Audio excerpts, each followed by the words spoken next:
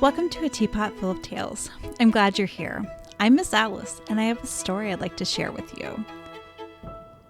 Today's story is called The Three Sisters. Long ago, Native Americans studied the plants that they grew: corn, beans, and squash. They watched them grow season after season, year after year. You see, they needed all three. Corn gave them energy, beans made them strong, and squash kept them healthy with her vitamins. Over generations, these three came to be known as the Three Sisters because they grew together. Come along and see why. Corn poked her head out of the dark, rich earth. She stretched toward the sunlight, knowing that one day she would touch the sky. She grew fast and tall, relishing her freedom, racing to produce as many ears as she could to provide for the villagers. One day, though, she noticed that little beans and leafy squash were starting to creep toward her. Corn was not pleased. This was her space to grow, thank you very much. How dare they try to invade? Still, Corn thought it was best to ignore the upstarts. Day by day, though, Corn started to grow weaker and weaker. Her growth, which had been so quick at first, slowed to a crawl. What was wrong? She had plenty of sunshine and water. If I have everything I need, she wondered aloud, why do I feel so terrible? Excuse me, said Beans. I couldn't help overhearing. More like eavesdropping, said Corn. Mind your own business. Beans frowned. You see, she knew that she could help Corn. She had little bacteria friends who lived on her roots that gathered nitrogen for her from the air. That nitrogen helped her grow tall and leafy and make lots of beans for the villagers. Thanks to her microscopic friends, she had more than enough nitrogen to share. Beans silently spread the nitrogen through the soil. Right away, Corn sucked it up and was soon feeling much better. Maybe this new neighbor isn't so bad after all, said Corn to herself. She is awfully helpful and doesn't take up too much space. Not like that squash with her giant leaves trying to crowd me. As the rainy spring days came to an end, Corn grew taller and taller. But Beans just continued to sprawl over the ground. Soon she was a tangled mess.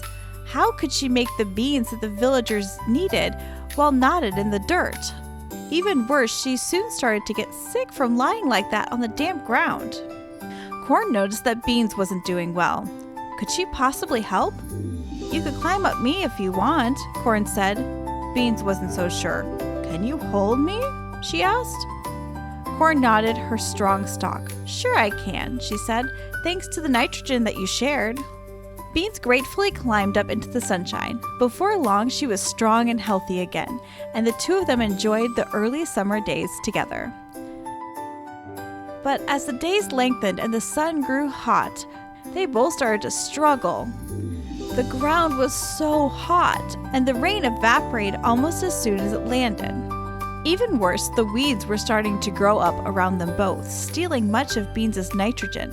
They wished there was something they could do. Maybe I can help, piped up a voice. It was Squash, now far below on the ground. Corn had grown to dislike her crowding around her roots, and Beans didn't like her prickly leaves. Yet both of them were at their wits' end. Maybe Squash could help them. She spread her wide, flat leaves over their roots. Suddenly, the soil was cool, and the rain stuck around long enough for the two tall plants to get a drink. The weeds couldn't live in the shade and withered away. Even bugs and squirrels didn't come around so much thanks to the prickles. This is amazing, Squash, said Corn, gazing down at the short plant. She was surprised to see that the big leaves that were helping them so much were drooping and pale. Are you all right? She asked. Squash blushed. I didn't want to say anything, she said. I just want to help, not be a burden. It's just awfully sunny here, and I could really use more nitrogen. Still, I'm fine. Don't worry about me. Corn and Beans were aghast. Here was this generous plant wilting away right before their eyes. They had to help.